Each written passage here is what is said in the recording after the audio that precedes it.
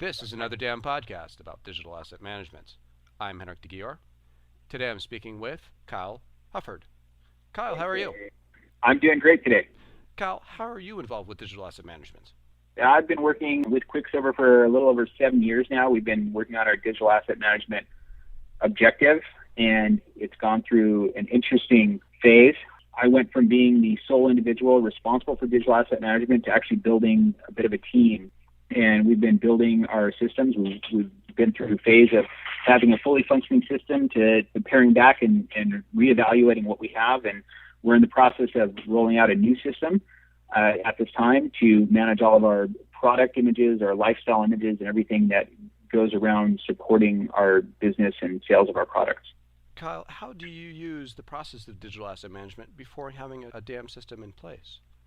Well, that's a really good question, because initially we had purchased an enterprise level system, and we had rolled it out not understanding what digital asset management really was.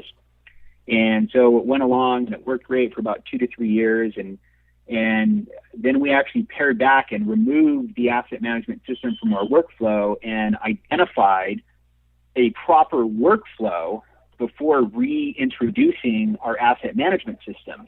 So the biggest challenge that I think that people have is they think that, oh, I have a digital asset management system that's going to solve all my problems.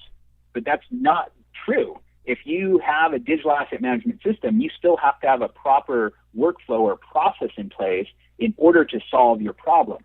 If your process is broken, digital asset management is not going to solve your process.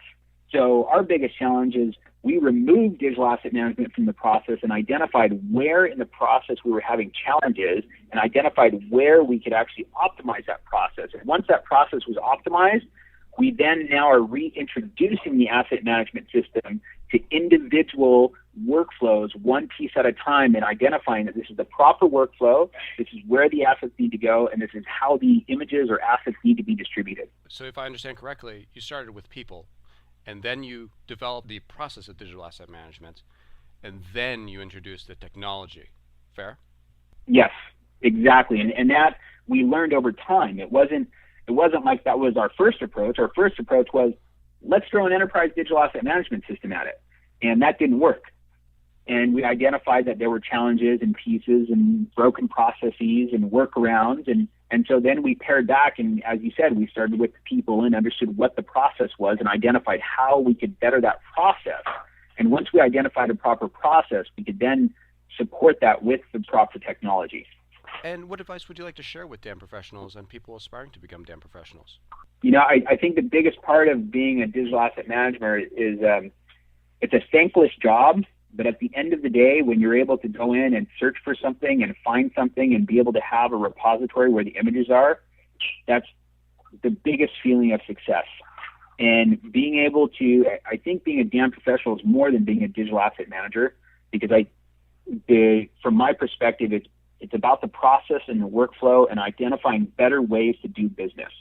So it's not just knowing how to tag an image or tagging 100 images a day or 1,000 images a day, but it's being able to work in an organization where you can identify challenges in the process and you can work with the right individuals to fix that process so that the assets that you're producing are better assets and more accurate assets.